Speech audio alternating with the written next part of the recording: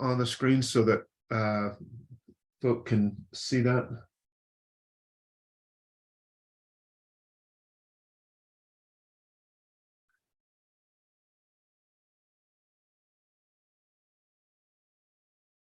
And then scroll down, please.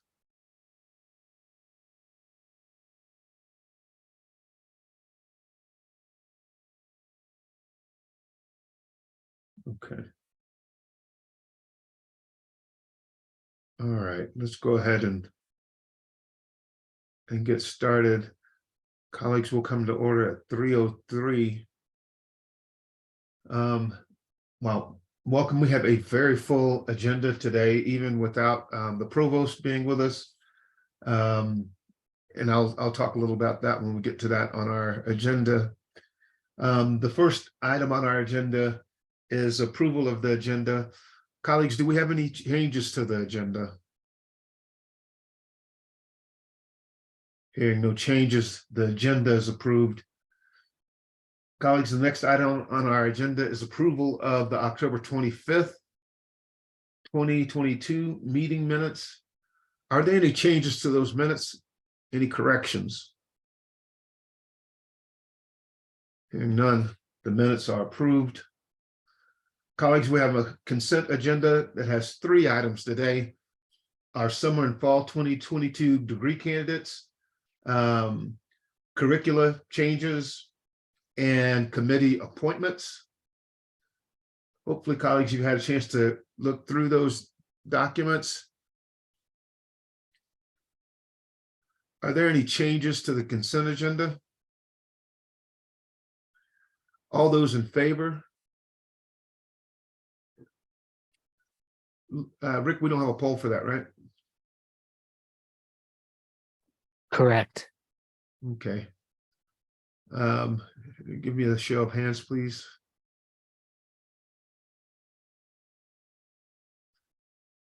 Actually, you know, Rick, absent that poll, given that this is an online meeting, and there are people who might be listening in, I don't want us to have to do a roll call. Is that a poll that you can make for us? Yes, it'll take me just a minute. Colleagues, I'd ask for unanimous consent to suspend the orders of the day in order to move to the 4th item on our agenda. Do I have any dissent from the floor? Colleagues, the rules of the day are suspended. We'll move on to item number 4. Rick, when we have that ready, let me know and we'll resume the orders, okay? Okay. Colleagues, the next item on our agenda is the President's report from President Stokes. President Stokes, I know I just saw you a second ago. I'm here. Thank you, Fanny. Appreciate it. I'll keep this short. I have a couple of things from the provost as well that I thought that he asked me to share.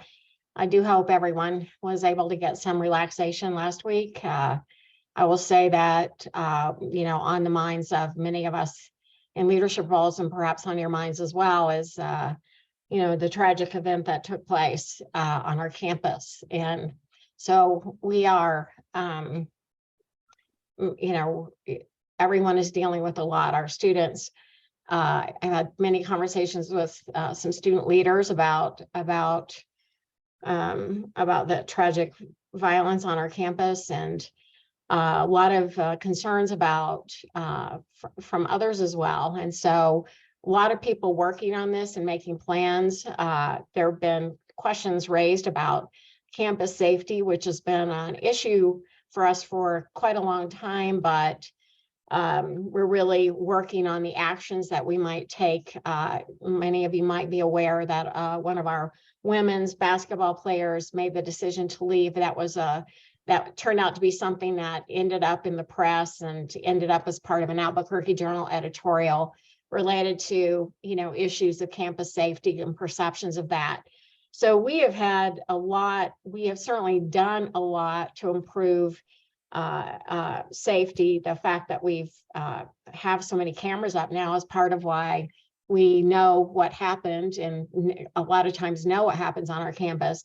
But there's a lot more that that we'll be focused on. Some of it will be, I've had calls with the higher education secretary We've put in requests for funds that are intended to improve security in our facilities and improve security on the campus. And when I'm talking about a campus, I'm talking about all of it. You know, I know that, you know, some of these are recurring issues, but I just wanted to acknowledge that there's much to be done here, and much to be better understood about, you know, about what, you know, led to the tragic event.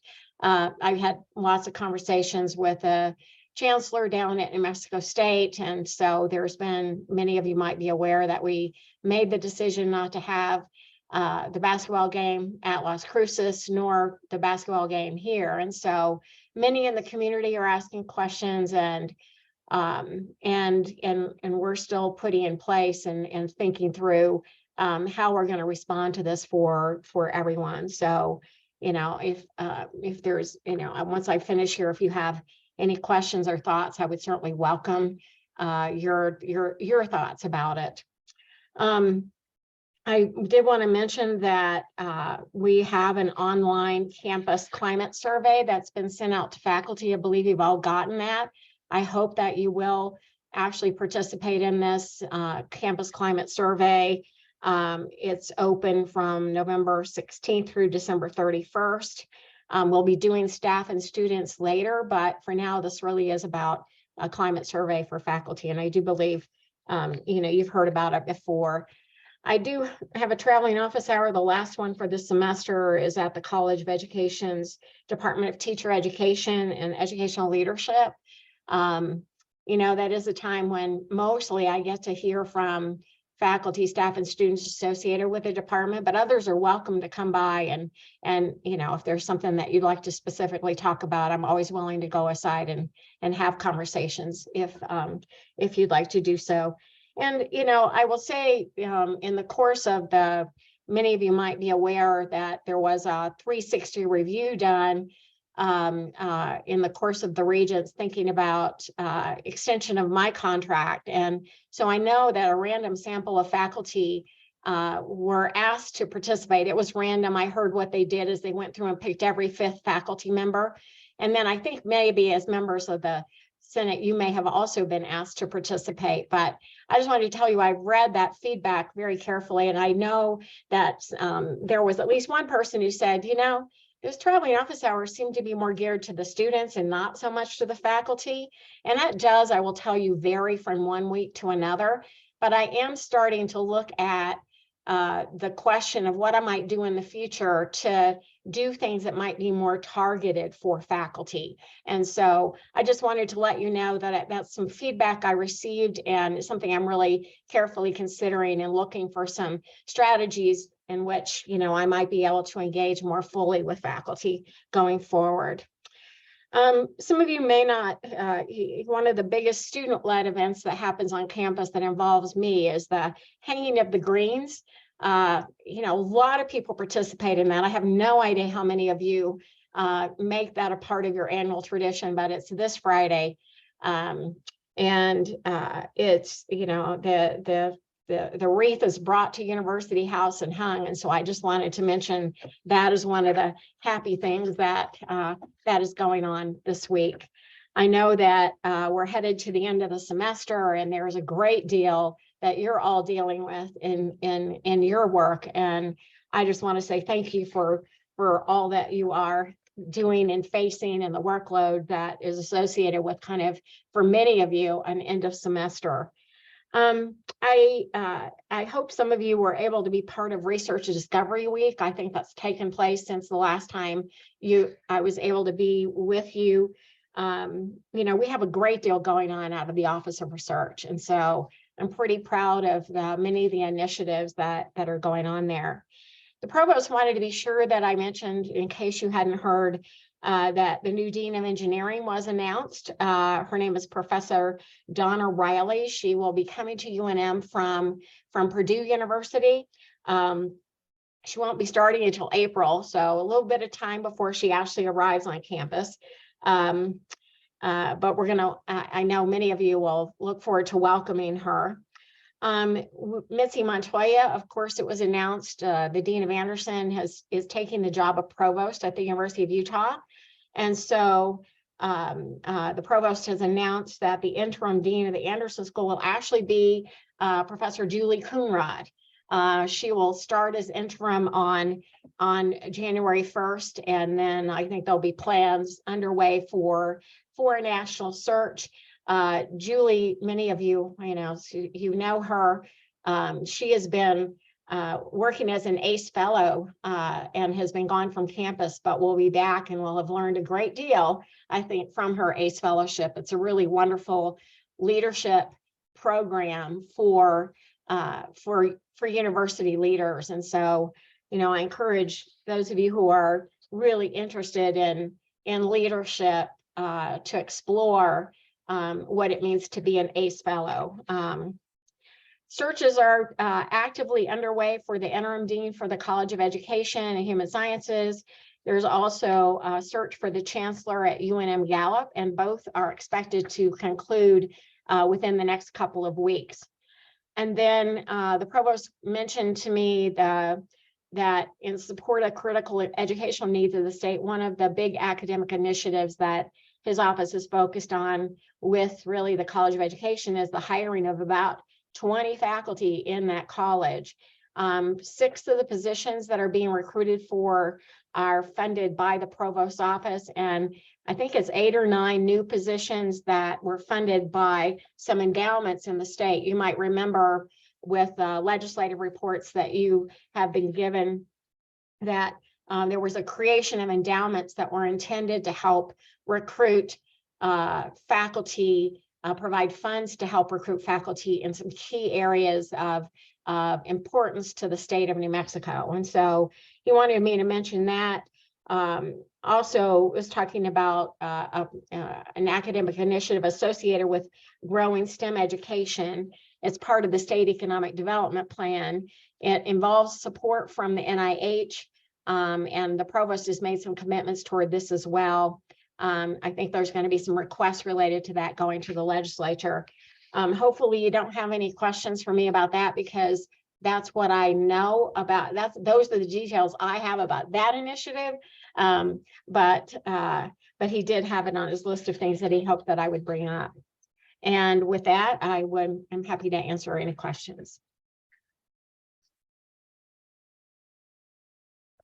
I see Amy Neal's hand up.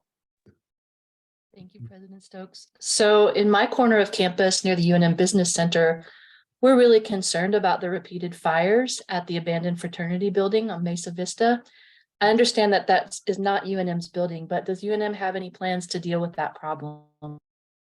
So it is my understanding that that facility is supposed to be taken to the ground.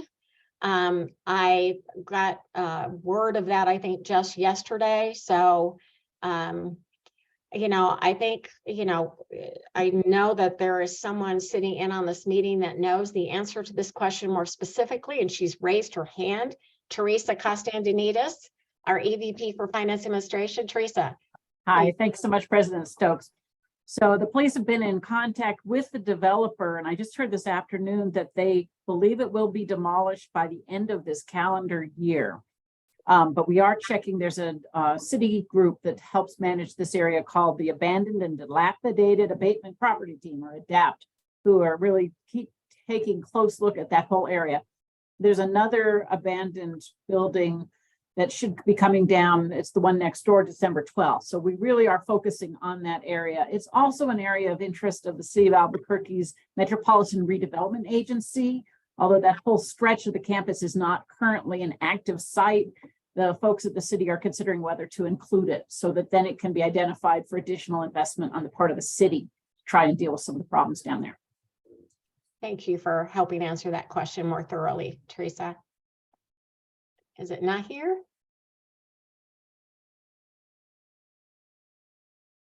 You're muted. Nair. Nair, thank you. Yeah, so you mentioned that one of the things we've done is we have cameras around the university, which tells us what happened. That's right. And also makes us for a lot of us, it's like being a panopticon where we're being watched constantly, but it doesn't remove the conditions that make these actions happen. So what are the steps we're taking to stop these kinds of things from happening in the first place? Not to later on be able to find out what happens, but to help our students and our community to be in a place where these things just don't happen. And what are the steps we are taking to usher that kind of movement? That's why I said that, those are some of the things that had been done. A lot of that was student-led to create the systems. But, the reality is that's why I said there's much more to be done. We're looking at ways to tackle this in terms of physical security for the campus, but also in terms of education, in terms of interventions earlier to some situations.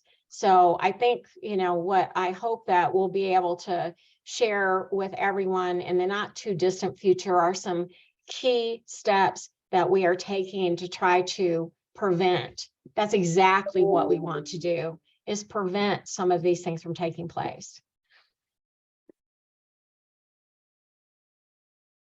I believe the next hand I saw was actually Chris Elder, and then I see Ann Gibson, I believe. So, Chris. Hi, President Stokes. I was just curious, I hadn't, beyond one of your updates, do you have any more recent information on Mike Peak, the young man who was shot and then hospitalized, and how he's doing? I have not received an update, a health update on the New Mexico State basketball player. I think they've kept that pretty quiet. And so it's led me to be personally concerned, but I haven't asked, in part because they're protecting it as health information. And so I don't know. Okay, yeah, thank you so much. Anne? Thank you, President Stokes. I have a question. I'm not sure this is in your area of expertise, but we have several hires over there in the College of Education and Human Sciences, as you mentioned, but at least the one in my program are being offered salaries prior to when the 7% salary increase came in. And we're a bit confused about that as to why that's the salary we're told. And I don't have an answer for you on that, but I can get one. That would be delightful, please. Yeah, I really don't have those specifics, but so what you're saying is that people are being offered salary levels that are consistent with what salaries were before we received the 3% and the 4%. Yeah, Yes, ma'am. Okay, so people At starting least now. for my program, the Okay, people that started in August got that. But we are starting actually coming on campus next week for on-campus visit. And we're wondering, we've been told this person will only be offered 66.5. And that's it.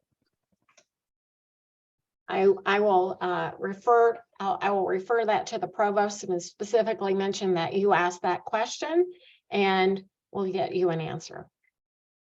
Please, and he can contact me anytime. I'd appreciate it. Thank you very much. Thank you.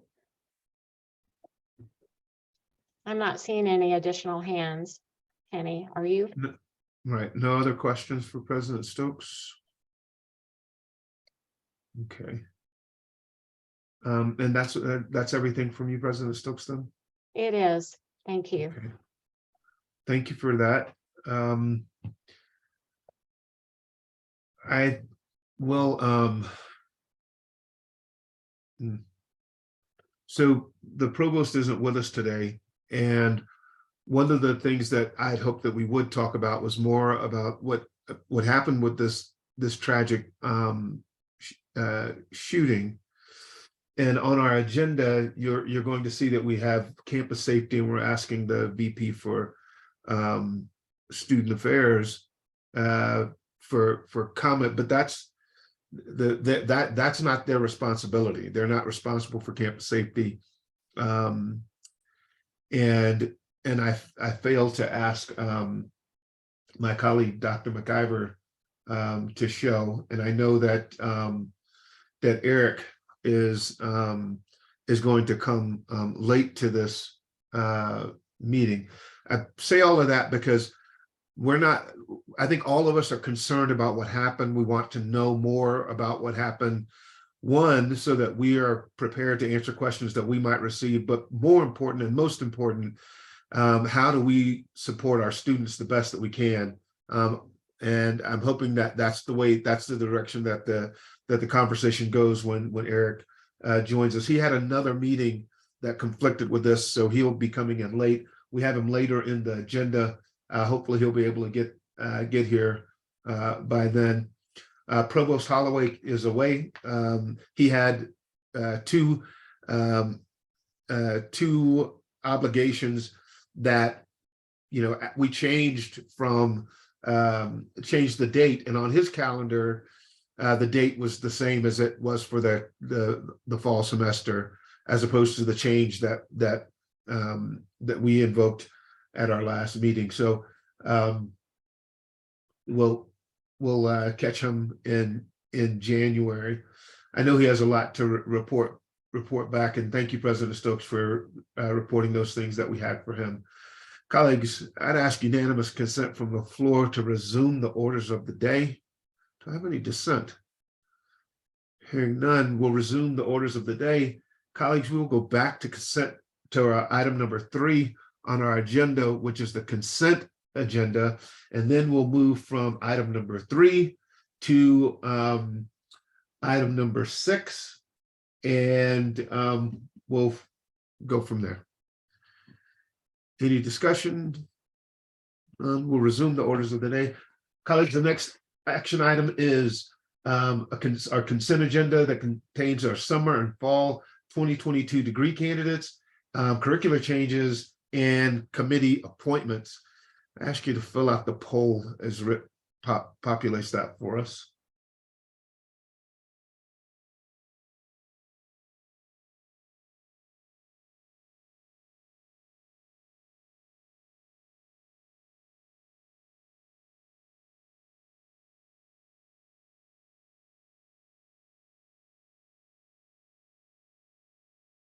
Okay, there's 42 for and 1 abstention. Okay, the consent agenda passes. Colleagues, the next item on the agenda is the Faculty Senate President's Report. I'll defer that to the end of our meeting, given that we have so many other things on the agenda. The next item on our agenda is an action item. It is a new program of Master of Science, Anesthesia Sciences, and I believe that we have Christopher Arndt with us there you are, Chris, I see you. Hey, can you walk us through this, please? Yes, very happy to. Thank you, Senate President Coleman. And thanks for the Faculty Senate's time in considering this proposal request. This is a new health profession program, otherwise known as a Master of Science in Anesthesia Sciences. This is the goal of this program is to expand the healthcare workforce of New Mexico and begin a new program that is not currently available in the state. The Masters of Science in Anesthesia Sciences is targeted to allow students to then become anesthesiology assistants and work side by side with folks such as myself as an anesthesiologist in the operating room. We have canvassed students and members of the community about the interest in such a program, and there's resounding chorus of very strong support to have a program because it is so difficult to hire anesthesia professionals in the state.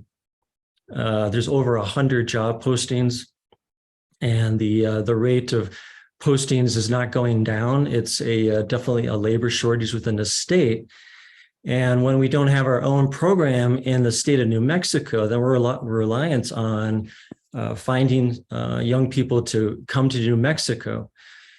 Now, in the Department of Anesthesiology, which I'm the chair of, we've had a 20-year history of teaching anesthesiology assistants in their clinical rotations, and we have agreements with schools across the country. Students then come here for a month or longer, and they love the environment. They love the population and people of New Mexico, and the training environment is incredible. Being able to work at a level 1 trauma center and see the compelling types of cases that we do in the operating room every day brings them to New Mexico. But with this field growing, it's becoming harder and harder to attract. And with the great resignation of the pandemic, if we just look at anesthesiologists alone, there was about 3 years worth of retirements that happened in 1 year. So there is not enough people to do the work, and it's a continuous struggle for us to find people. Now, the other thing about having our own program in the state, which is what we're trying to create, is that it provides an opportunity for young people to stay in the state and have a compelling career. And just like working as a physician assistant, a anesthesiology assistant leads a very compelling career life, and the pay for them has become quite compelling. And it's I don't want to shock people, but a new student, the ones that we're hiring right now out of school to start in 6 months time frame, will start with a salary of $200,000 a year. Those are hard to come by jobs for New Mexicans, and I would love to have a program where we could attract our own kids, our own students, our own young people to think about a career. If we look at the interest in other health profession programs at the Health Scientist Center, as an example, the physician assistant program, there's multiples of candidate applicants for every position, and there's not enough positions for the students that are interested. And we feel that alone, as well as the many, many students that have left the state to attend Masters of Science programs in other states, that we know that if we had our own program, we'd be able to attract and keep them here. So for that reason, we feel quite strongly, quite excited about the potential to create this new program. It's going to be nested in a department of 160 people with a very long history of didactic simulation and clinical education of residents and fellows. And as mentioned, anesthesiology assistants as well in the clinical rotations. It's a cohort program, 28 months. The first about 6 to 9 months is very heavy didactics and simulation, after which there is an assessment of the students, and then you start to enter into the clinical rotations that are continue to be mixed with didactic and simulation teaching. We are going to use existing facilities with some remodeling. So the cost in terms of facilities is minimal. We hope to use the expanded Da Vinci classrooms and the existing simulation center for most of our teaching. And we'll have hopefully a fairly small modicum of growth in the faculty that we think that we can absorb pretty quickly. So we're very excited. I think we're ready. We're capable. The need is definitely out there in the state. The need is in there in the healthcare field. And I open it up to questions and comments from the Faculty Senate. Thank you so much. Thank you. Colleagues, do we have any questions about the new program, Master of Science in Anesthesia Sciences? Chris, I see your hands up, Chris. Hi, Christopher. Thanks for being here. I was just curious. I mean, this sounds like a great opportunity for our young people and our students. I was just curious. This sounds like a great step. And I'm just within the larger context, is it possible that this would then lead to the offering of an MD in anesthesia science or anesthesiology? I understand from you that we support a lot of fellows and residents. So I'm wondering if the master's program could even possibly grow into an MD program. It's a very intriguing question, and I appreciate the question. I do not know of any programs in the country that allow that path to be taken.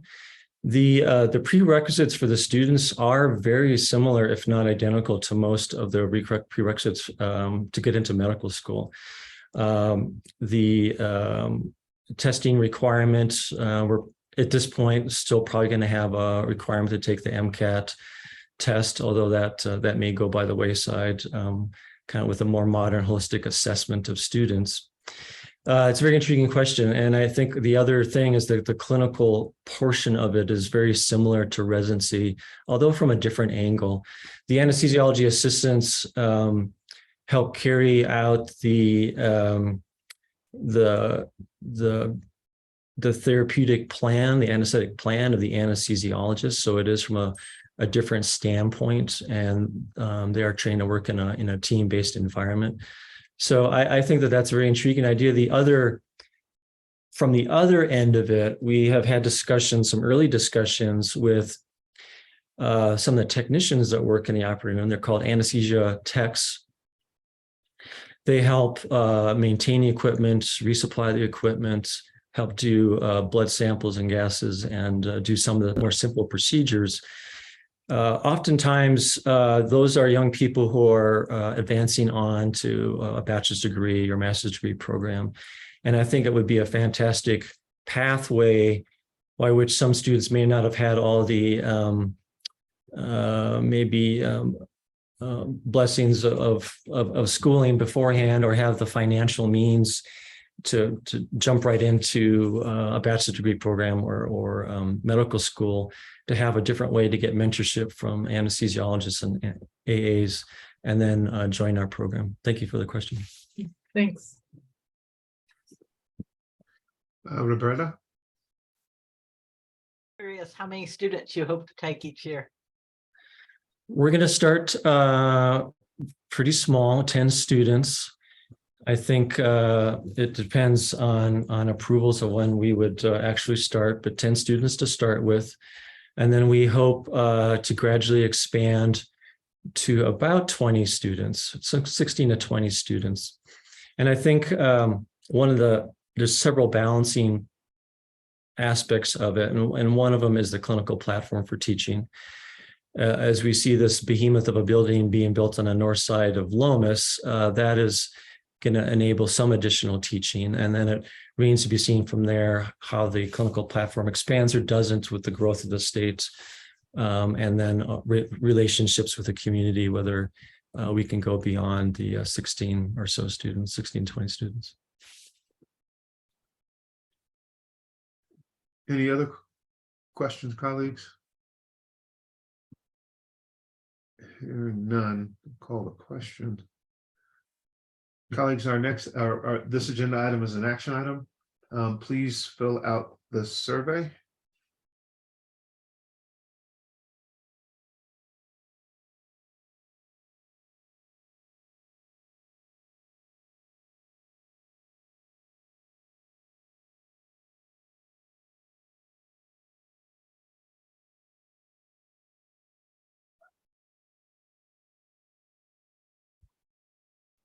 "42 approve, 2 abstain, 43 approve, 2 abstain." Wonderful. Thank you. Congratulations, Christopher. Thanks for the hard work on this program. Thank you so much for your time. I really appreciate your time today. Thank you. You're very welcome.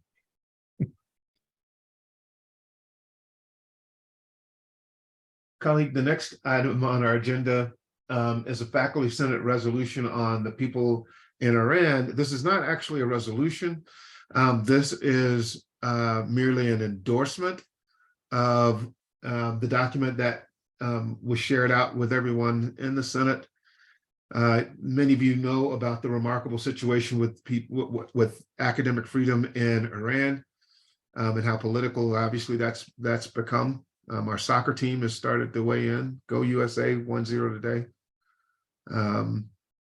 But it was I think important that I note that this isn't a resolution that's coming from the faculty senate. It is merely an endorsement of I'm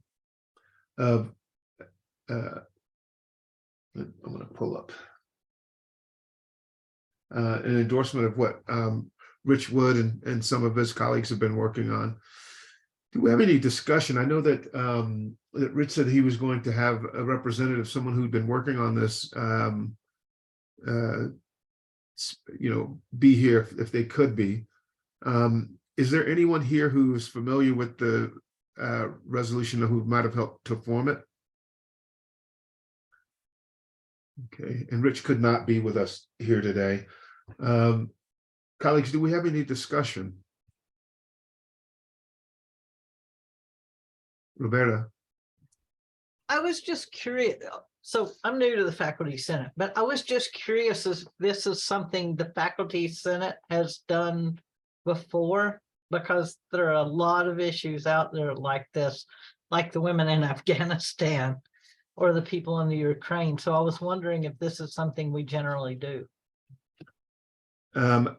Fortunately, we have the good Pamela Pyle with us today, who can maybe chime in. This is the first time that I've heard of us being asked to do something like this. It may not be the only time. Pamela, I don't know if you know of any other time when we've been asked to endorse a document like this. You're testing my memory, which went away with COVID, which didn't go away, I guess. I know we had a resolution about things supporting the Dalai Lama's initiatives and things like that. So there's precedent, but sorry, Finney, Rick, maybe you can help us out. You're the keeper of all resolutions. It's not common, but it's a great idea, just to address your thought, Roberta. Rick, can you shed any light on this? Can you remember anything that we've done like this?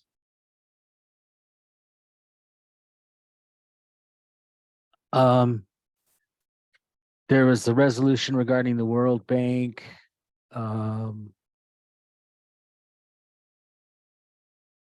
Support of affirmative action. I don't see much international resolutions. Okay.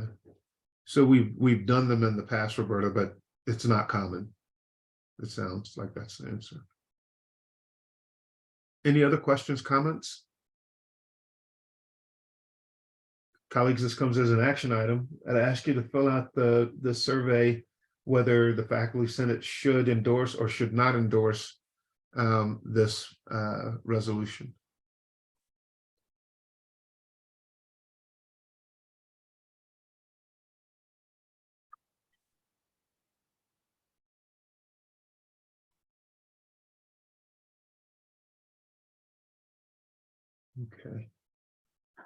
Okay. Okay, 29 approve, 0 do not approve, 9 abstain. 33 approve. Sorry, it went up. All right, so 33 of 9. So the faculty senate endorses the resolution on Iran. Colleagues, the next item on our agenda is our own resolution that I hope that we can discuss, and if we have any friendly modifications, we can share those out. I have one before we let Dr. Nair Atanya Gracia walk us through this. And maybe we can ask after as well. Maybe it's better to have you go ahead, Nair, and then if folk have questions or comments, they can make them after. So why don't you go ahead? Okay, can everyone hear me? I guess So I guess I am presenting this resolution for defending academic freedom to teach about race and gender justice and critical race theory as part of the ad hoc committee for academic freedom and equity. The committee encompasses is Finney Coleman, Glenn Colling, Veronica Gonzalez Zamora, Mark Tizo Gonzalez, and I. We actually created this resolution.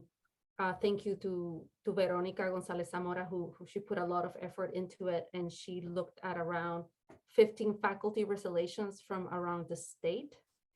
And we used the materials provided by the African American Policy Forum's Truth Be Told campaign, which was developed to oppose the Lettuce campaign to censor, deter, and otherwise outlaw critical discourse and pedagogy in the United States. We have made the resolution as available as possible. I have sent the resolution to our colleagues at other New Mexico higher ed institutions, to the union, to any faculty member that has asked for it. So I have tried to get as much feedback as possible. And this is part of, I think, of an ambitious program to sort of continue to grow this and have as much input from the New Mexico community, not just UNM. I don't know if you have specific questions about the resolution. Like I said, we really looked at the other resolutions throughout the state, as well as looking at the Martinez Jassy case. I think that's the name, to create it. That Wonderful. Thank you also, Naya, for the mini symposium that you and our other colleagues put on. It was a fabulous symposium, a lot of great information that you were able to share out with us. Hopefully we can build on that and do something in the spring semester. Rick, do you happen to have a copy of the resolution handy? I'd like to pop it up on the screen and scroll through it for those folk who may not, for whatever reason, had a chance to see it. If we could do a quick scroll through that, and then I'll have, and maybe I'll make my suggestions. I'm not a voting member of the body, colleagues. Go ahead and scroll through there, Rick. Well, not quite that fast, but Sorry.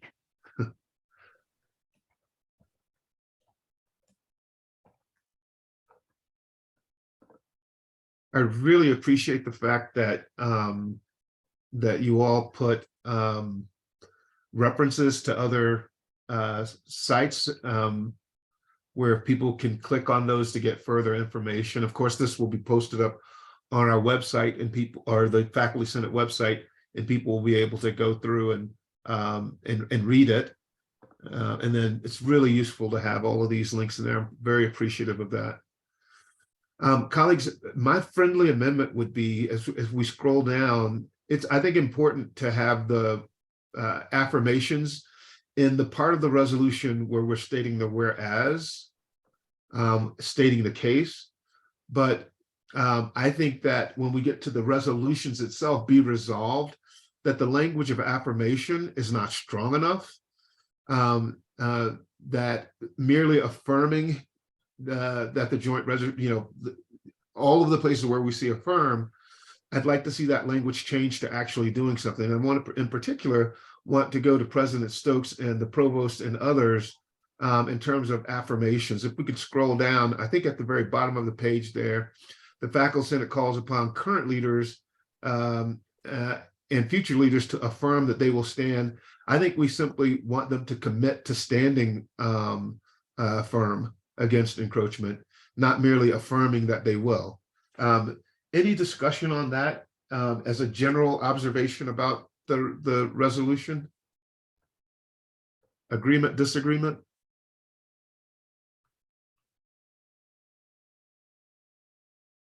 You know, I can't see see our screen if we had one to. Rick, can we go ahead and minimize that and see if, because I can't see the actual screen. Colleagues, do we have any discussion about those points, Roberta? I was just, well, just on the last one you made, I'm curious if you can ask them to commit and whether asking them to commit is actually an encroachment on academic freedom as the way it's written. Certainly asking them to affirm would be. I think, Thanks. yeah, I agree with you. I think the notion of asking them to affirm is to say they need to say something. Yeah, that was what I was getting at. I wasn't sure you can actually do that. Yeah, but we can ask them to do something. They could say Yes. they don't want to do it, but we can change that language so that, and what I was offering up was just template, and you know, it can be something other than what I said, obviously. Chris? I think my question relates to maybe what Roberta's asked, because it asks them to, if you could pull it back up, Rick or Penny, it asks them to, it sounds like into perpetuity, you know, commit to this thing or ensure that it's going to be the case, but they're not necessary. Their positions are, you know, like as president, you know, the president or the provost position, those are long-lasting positions, but they're not necessarily occupying those positions forever. So I'm wondering, you know, if that is a problem with that wording as well. It mentions the Board of Regents more generally, but are we asking, I guess are we asking specific people, or are we asking people in certain positions to make that commitment or that affirmation, if that makes sense, so that it goes beyond the individuals holding those positions? That's a great distinction, Chris. My suggestion would be to ask them to do something specific that would, you know, make maybe even along the lines of policy to consider or put together something that, you know, institutionalizes that commitment. I don't know.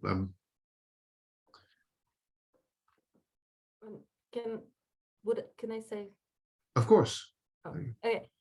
So I've been lucky enough to be able to talk to some of our colleagues, such as Liz Hutchinson, who's working with DEI right now. And one thing that we talked about is how to strengthen the resolution through policy. So for example, going to tenure and promotion with the policy once it's passed and say, hey, this is a policy.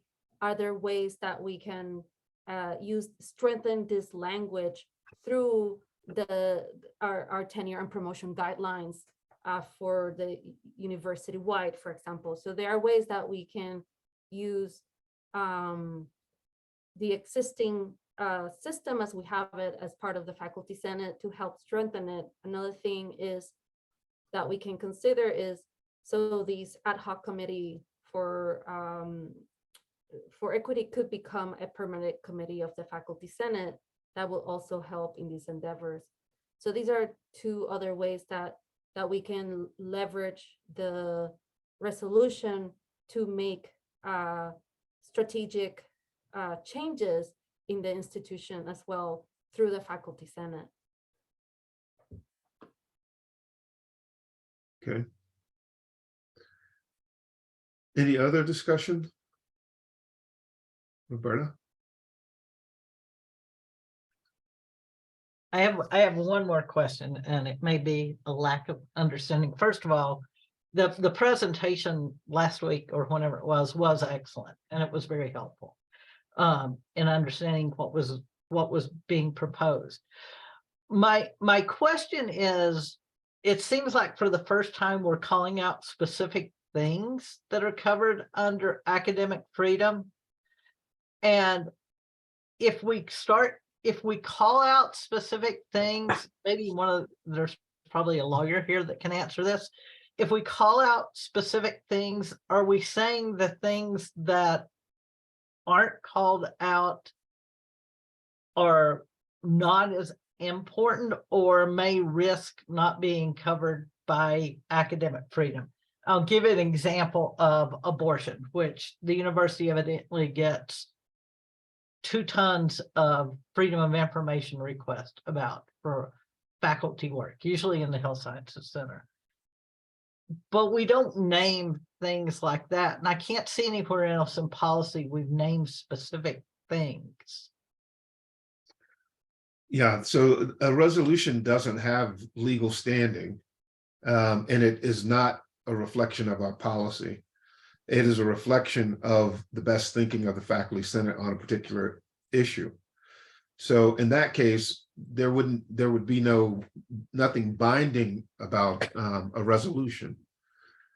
We can certainly ask for certain things and people can agree to do them or not do them.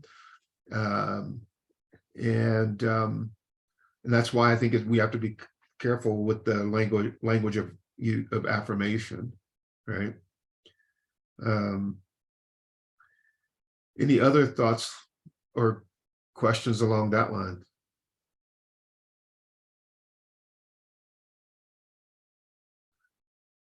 Hearing none.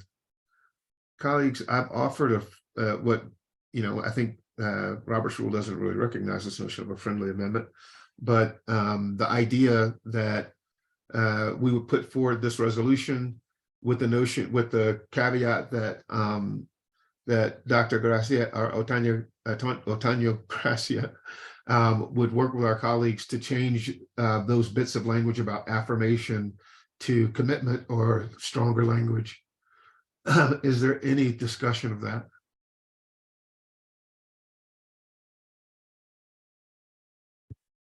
Hearing none. Nair? I just to make sure that we have the right resolution, because so I would like the resolution to also include the Board of Regents for the because we have the campuses, but we also have the health sciences and also the boards of regents for the health sciences, because I believe they're a different. Is that not right? No. No. Okay. It's the same board region. It would be the. Okay, so it includes everybody that needs to be included. Mhm. Okay. I keep trying to understand how everything works, and I still struggle. It's complicated. It can be very complicated. Uh, All right. So the first thing that we have to do, colleagues, is we have to vote on the amendment. And the amendment is simply that we would change language in the document that uses the term affirmation below the whereas part of the resolution. Rick, I know it's asking you to do stuff fast on the fly. Are you able to do that for us? Or we can actually use Yes, this. almost done. Okay, all right. So we'll vote on that first, on that amendment as soon as Rick can pop that up.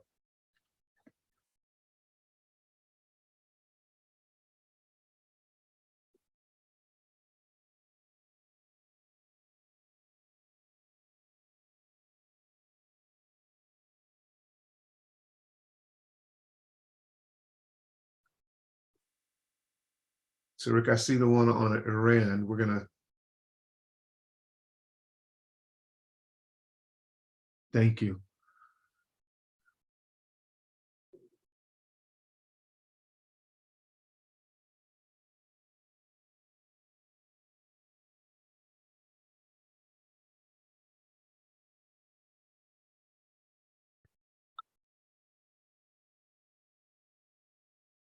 Okay, 33 approved, 35 approved, 0 do not approve, and 7 abstain. Great. Colleagues, the amendment to our resolution passes. The item on the table, colleagues, is a resolution properly amended. Is there any discussion of the resolution as amended? Hearing none, we'll call the question. If we'll go ahead and post that.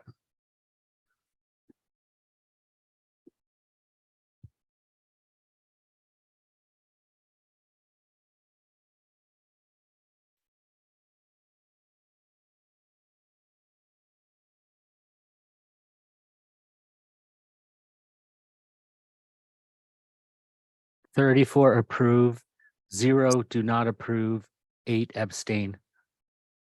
Understood, colleague. That resolution passes. Nair, we'll get together if you don't mind. Probably would want to bring that to the operations committee. And the operations committee would have a look at it at the changes at our next meeting.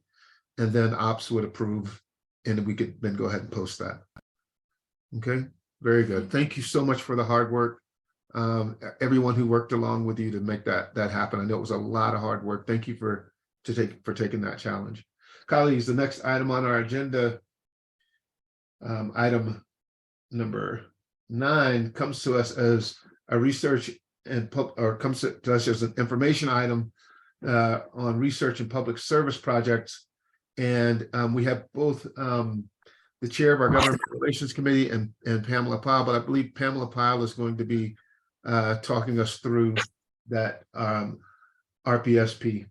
Finney, just to remember, we had spoken about this. This is actually about the capital outlay request. We didn't change. That's an error in the agenda. Sorry. Yeah. It's not RPSP. It's actually capital outlay. Yeah. Thanks, Finney. No. Hi, welcome to me. Welcome to you, senators. Nice to see so many familiar faces. I'm representing today your Faculty Senate Governmental Relations Committee, which is chaired by Dr. Barbara Darren, who is here with us, but I am chairing the capital outlay request competition. So let me give you a little history. I really believe in this because it was under one of my administrations that we began this. We had approached then President Abdallah and said, look, you offer a lot of capital outlay requests to the legislature, none of which has the blessing of the faculty. And it might make sense for the faculty to have say in at least one. He fortunately agreed. And also, fortunately, President Stokes has continued this tradition. So we have the opportunity to get somewhere in the neighborhood of $100,000 to $200,000 capital outlay request from the faculty. And let me assure you, I can't emphasize this enough, that this is a faculty conceived, faculty led, faculty adjudicated submission process. We have made this application so easy that really your dog could do it if you gave him a pen and a pencil with some information. I won't repeat to you what's on it, but it's general things, the purpose, the need it will serve, how many are involved in it. And I will tell you that you have exactly 3 days and about 1 hour to complete it. It's due December 2nd. It seems that the legislators often open their purses for projects that emphasize health, safety, welfare, risk, hazard issues.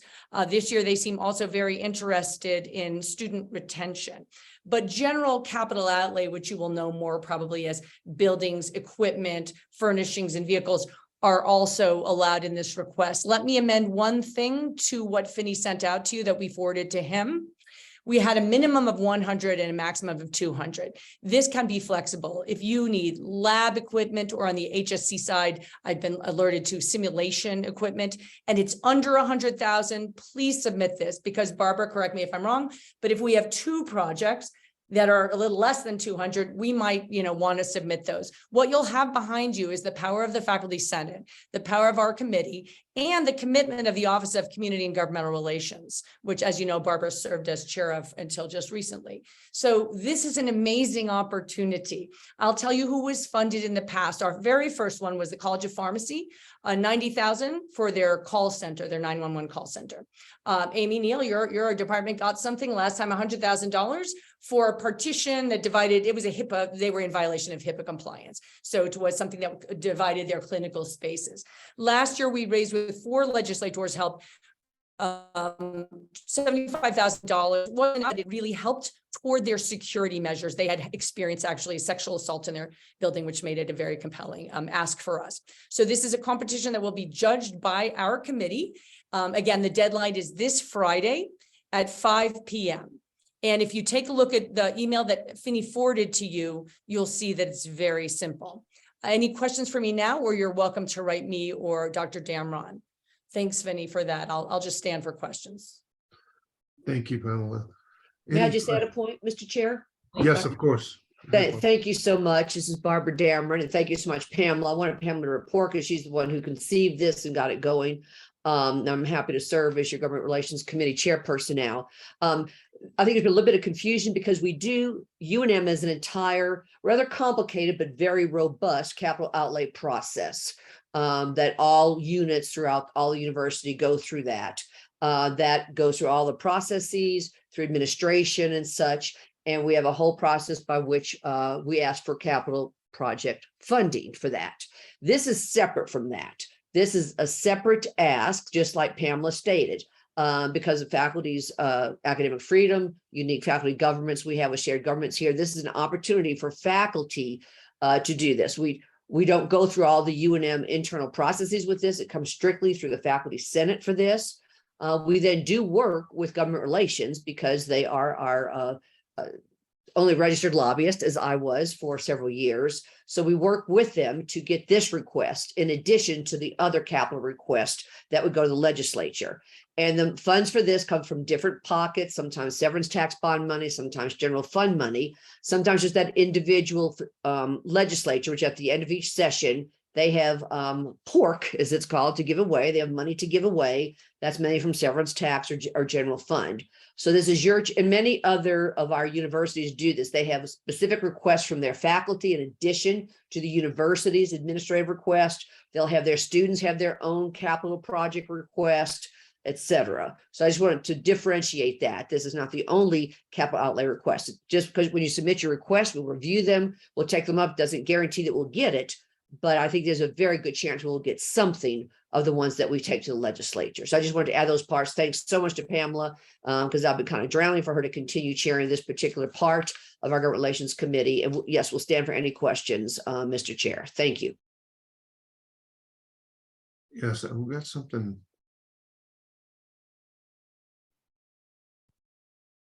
All right, are we back to a normal screen? Okay, thank you. Any discussion or questions, colleagues? Finney, I guess I just wanted to point out that when we initiated this years ago, it was meant to use the faculty senators as a vehicle, as a pipeline, back to your chairs, back to your deans.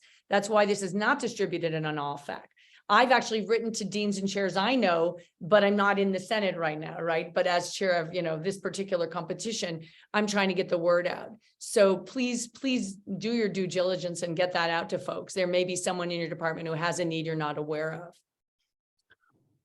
That's an extremely important point. This is the kind of stuff that we want to make sure that we get back to the board. Stephen. Yeah. Is there any way that you can share like the past winning proposals? Oh, it's an interesting idea. I'd have to go back in archives and see if I could find them. So they're not archived here. Rick, do you have them? Not at the hand, of course, but somewhere. Yes, we would have to do a little digging. And so we have something called the Global Scaling Challenge, where we're trying to help the community and help the economy of the community by helping small firms scale. And that happens and we have a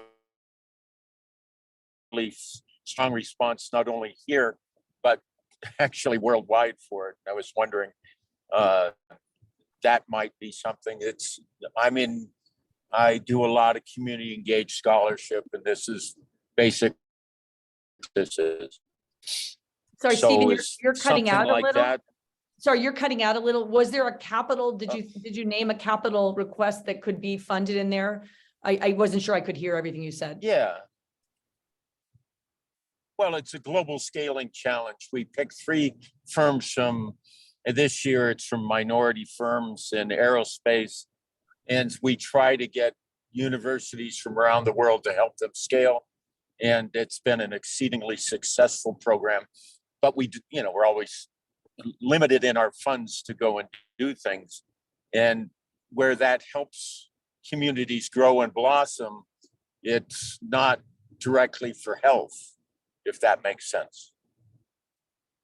Barbara, are you hearing a capital need in that? I mean, it sounds like a great project. I'm Well, so it's a sorry, I'm a cap- tad bit distracted with trying to find the PDF. Maybe you can be doing that. I didn't hear all of it. My apologies.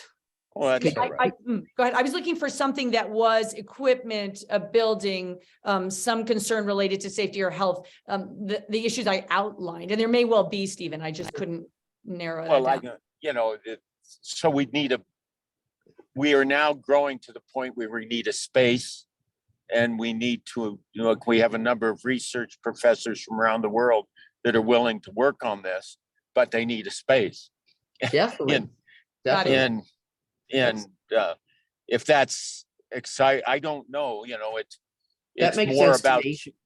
it's community health, it's not personal health, right? No, of That's course, fine. Stephen, are you in engineering? What school are you in? I'm in the management school. Quiet now.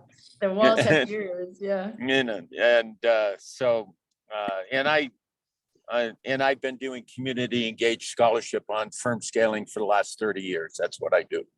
Okay, well, I would encourage you to take a look at what we sent out. If you don't have it, I'm sure Finney can send it again. Yeah. And- Yeah, well, last time with Finney, I started singing This Little Light of Mine. I'll try and not do it this time. Okay, well, I'm a musician, so you can sing if you want to. Okay. Um, Well, it's my Wonderful. first company I started. I had a musician for a partner. So there we go. Lucky you.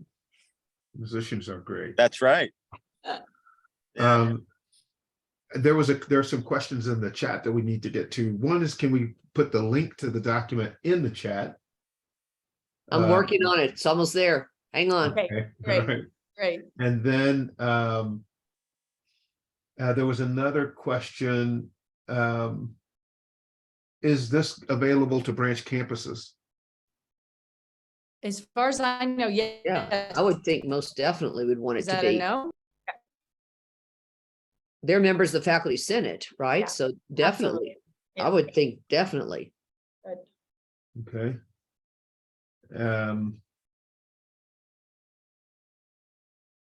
I think that's it for the questions in the chat. Thanks for the time, Finney. I think it's so important. I hope we can get a good proposal out of this. Thank Oh, you. someone's raising their hand. I can't. Oh, go. Can I ask a corollary question here about branch? Well, I guess maybe I'm just from a branch. This might not be particular to branches, but can this be to add on to a previous capital project that needs more money to finish what Yeah. it was doing? Yes. Thank you so much. I just wanted- Look at that smile. That was worth it. Thanks for the question. Any other questions? Hearing none. Thank you, Pamela. Thank you, Thanks, Barbara. Really appreciate your time this afternoon. Thank you. Looking forward to a full inbox by Friday. I don't say that on. Colleagues, the next item on our agenda is student counseling and campus safety update. And I know that Eric has not yet been able to join us. In fact, I think he's not going to be. Oh, he is here. Okay. Hi, Eric. Hello. I had must have had your camera off. So colleagues, we're joined by our new Vice President, Eric Scott. So this is also an opportunity, I don't think to like double up on the welcome. Really impressed with all of the things that you've been working on to help our students over the course of, just the short period of time that you've been here. Really glad that we have you as a colleague, Eric. So before you came, we discussed a little bit, just to, make sure that we're all on the same page. We talk about it, and we put on the agenda a campus safety update. That's not your area of responsibility. We're actually, I think, more interested in what, from your perspective, are things that we as faculty members or our academic units might be able to do to complement the things that you're doing or trying to implement to make sure that we, one, tried at all costs to avoid tragedies like the one that we had here recently, but also how can we better support our students as faculty members? So open the floor to you just to make comments as you see fit on that. Well, thank you so much, Dr. Coleman. And first off, I just want to thank you for that warm welcome and good endorsement in front of a group of incredibly influential and hardworking folks who are every day supporting our students. And so realistically, the folks that are around this Zoom room are the lodestars for how we support our students. And what I've said a lot since I've come to UNM is there's an incredible amount of brain matter and best practice here already. And so one of my jobs as Vice President for Student Affairs is to just help the university synapse that brain matter a little bit more intentionally so that we can create a holistic student support ecosystem for our students and really create a world-class student experience here at UNM. Not only because that's what our students deserve, but also that's because what our university and what our state deserves. So maybe I'll back up really quickly and offer for the room who is maybe meeting me for the first time, a little bit about me, my background, what brought me to UNM, and some of the priorities that I've brought with me. And then we can go a little bit further into student wellness, student well-being. And I'll even touch on campus safety a little bit because it's really all of our responsibilities. And even though I'm not UNMPD and I'm not emergency management, I do have student conduct via the Dean of Students office. And all of us have a responsibility to really develop a community on campus that upholds the social contract that creates the conditions for safe communities. Again, my name is Eric Scott. I'm originally from Baltimore, Maryland. My dad was a plumber. My mom was a teaching assistant. I share that because I'm a very proud first-generation college student, and also have a great respect for folks who have spent their life in the trades. I like to tell folks that my father is one of the most intelligent people I know. Being a plumber does not indicate a lack of intelligence. In fact, he can do math in his head that most of us would need a calculator for.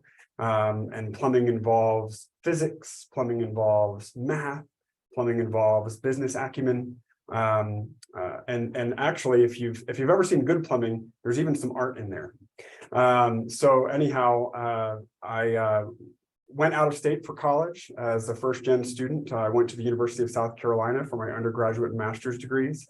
My master's was in higher education student affairs, and then began my postgraduate career at the University of North Carolina, Greensboro, which is the most diverse school in the UNC system. And actually, they're leaders in first-year experience as well across the country. Their first-year experience course was modeled after the University 101 course at the University of South Carolina, which I'm a product of. And I was actually able to go on and then teach and help develop the curriculum for that course at UNCG.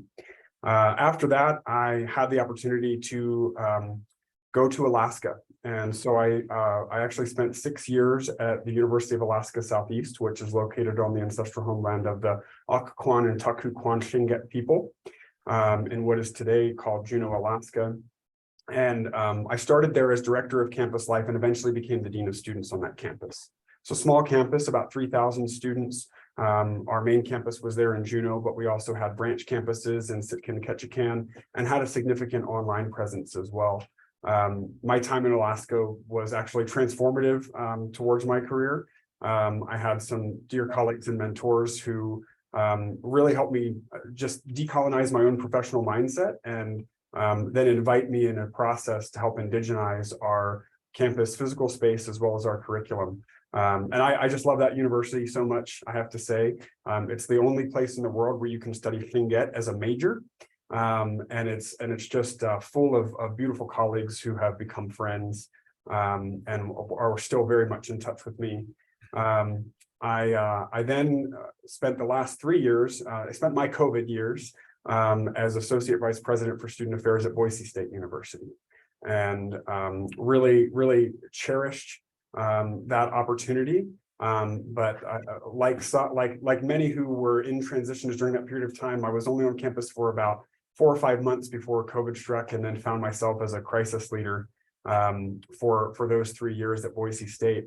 And then really was just inspired by the community here at UNM, the quality of leadership, the students that we serve, the importance of sense of place, the corollaries between Alaska and New Mexico, which other than weather are very strong, large rural states, diverse populations, large indigenous populations, and places who sort of stand apart from the rest of the country in their own diverse cultural, culinary, and geographical diversity. So very happy to be here, very excited to be here. I have found, I've worked a number of places, and I have worked with incredible professionals, and I have worked with wonderful human beings. And I find that the proportion of folks who intersect between being outstanding professionals and wonderful human beings is very high at UNM. And so my partner and I are very thankful to be part of this community.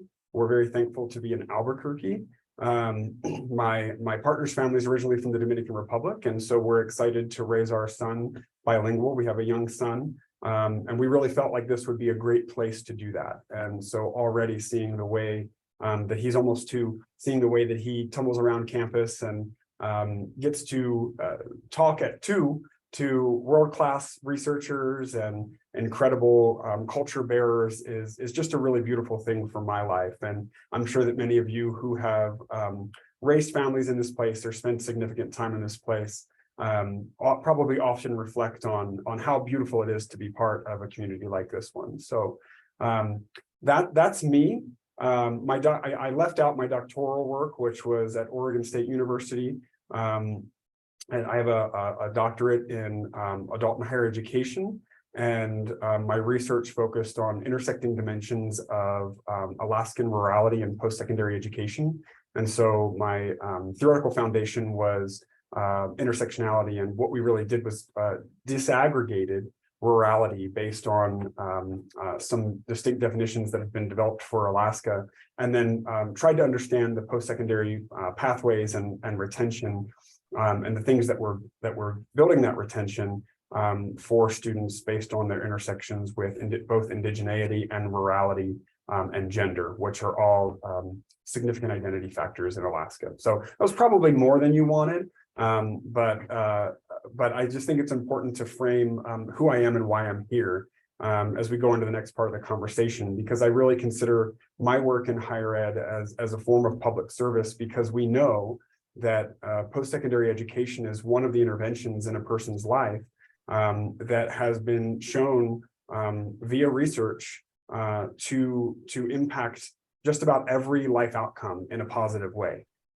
So we know that obviously folks who attend college tend to have more stable careers. Folks who have completed a college degree tend to earn more. But we all often talk about the fact that they're more likely to give philanthropically, that they're more likely to engage civically, that their families are more likely to be stable. Their home lives are more likely to be stable, and they live longer, right? So we say, like, we kind of dismiss things sometimes, say, well, it's not life or death. But it might mean the difference between living to 70 and living to 80. And what could someone do with those 10 years, particularly if if they are a leader. Anyhow, I'm very much dedicated to student success and student well-being and building connections with all of you as I enter my tenure here. And so getting back to Dr. Coleman's question, which is what can we do? What can we do? Well, at many universities, but especially universities like UNM, a student's experience is largely dominated by their time in the classroom. So I oversee a lot of units that have an opportunity to engage students, to create a student experience, to create student connections. But for many students, the majority of the connections and engagements that they have with the campus, they happen in the classroom. So it's actually all about us creating places and spaces and environments where folks are invited to bring their whole selves, where the intersections of their identities are recognized and affirmed and encouraged, and that those interactions with peers are positive. I've talked to students across all of the universities that have been, and I often ask them, what are the things that have the greatest impact on your experience? And one of the most common answers that I hear is, well, it's my interactions with my peers. And that surprises some folks. They think it's going to be the quality of the recreation center, or they think it's going to be what their housing experience, but it's actually it's who they're with. It's the people that they spend their time with, and how those people receive them, how those people engage. And so I think we have a real responsibility at UNM to take the good community that's been built here and make it stronger and help it mend post-COVID, so that we have students who have a strong shared sense of identity as Lobos, that we really instill what the values of being a UNM student are, and that those things are experienced consistently, both in the classroom and outside of the classroom and across the curriculum. So when we talk about opportunities for interdisciplinary work, I think one of the best things that we can do from an interdisciplinary perspective is to consistently show students that they're valued, show students that they matter, show students that their experiences are important, and create opportunities for students to interact with their peers in a positive, exploratory, engaging way. And so I know that all of you are doing that in different ways, and I'm interested in learning about that, but I'm also interested in finding ways to connect us in that, so that again, there's some sense of consistency, so that a student could walk in any office or be in any major across this university and have that same sense of belonging, that same sense of engagement, that same sense of welcome would be huge. And then this is really simple, but you all see our students as much as anyone does. And so if you have a certain level of emotional intelligence, you probably notice sometimes when something's wrong, or something seems amiss, or there are some warning signs that someone might be experiencing high levels of trauma, high levels of stress, maybe housing or food insecurity, maybe they're experiencing bias somewhere. And so what I've come to learn is that a number of folks who don't live and breathe that world of responding to students who are in deep need sometimes don't know what to do with that. And so they may be a little slower to act because they're not sure if they should get involved. And even if they do, they're not sure where they might take a student, to where they might refer a student. And so I'm here to proactively encourage you to consider intervening. And that doesn't mean, some people think that means like scooping up a student and letting them sleep in their basement and bringing them a meal, and no one expects that. Although I'm sure that some of you have done it. It really means getting students connected to the robust student well-being resources that we have on campus, and then supporting our efforts to expand those resources, supporting our efforts to create an even better student support ecosystem than already exists here. I'm sure many of you know about the Lobo Food Pantry, but you might not know about Lobo Respect, which is our advocacy center that's located directly in the Dean of Students office and can help students through any multitude of issues. Anything a social worker might do, they can generally do in Lobo Respect. Dean of Students office also has our Office of Financial Capability. And so that's a sponsored program by Nusenda, that is really built to help students navigate difficult financial situations. We also have a very limited micro granting capacity that I hope to expand, so that when students are experiencing those temporary financial barriers, they've got a flat tire. They've got a small bursar hold, that we can bridge those funding. So, because oftentimes the number one reason that students fail to persist is financial reasons. And oftentimes those financial reasons are under $500. And that's been shown through educational research.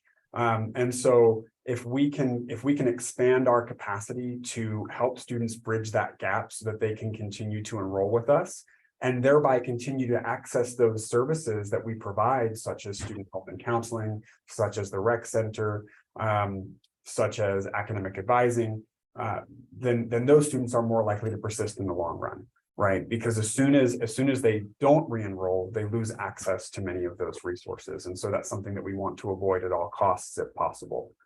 Let me ask you a question. There are a lot of these student services and opportunities that you're sharing with us. Are you connected with people like Jamie McMahon out in Gallup, the student services coordinators there? And do they have access to some of these resources that you're referring to? Yeah, so that's a great question, and I only have half an answer for you, because my half an answer is I aspire to be. I'm still meeting people, and one of my goals is actually in the spring. I intend to go on a big road trip and visit all 5 campuses and spend time with both the chancellors of those campuses, as well as the student services personnel on each of those campuses, and hopefully even connect with some of the students in those spaces as well. So that's my goal. And I've only been here for 4 months, and they haven't been a quiet 4 months, as many of you are aware. And so yes. And also, they can access a multitude of these services. It's hard to call it an upshot, but one of the upshots of COVID is that we did get a lot better at serving students in a remote way. And so branch campus students do have full access to most of those resources. I think the exceptions would be ones that main campus students pay a different fee for, and I don't have the personal knowledge to articulate sort of what each of those things are. But generally, if someone's a UNM student, we're going to serve them. And so yes, and emphatically yes. As a matter of fact, one of the things that I'm trying to do is help our Career Services Center expand their capacity for serving remote folks by looking into funding to hire folks who are dedicated to remote service, so that they can serve a student no matter where they are in New Mexico or beyond.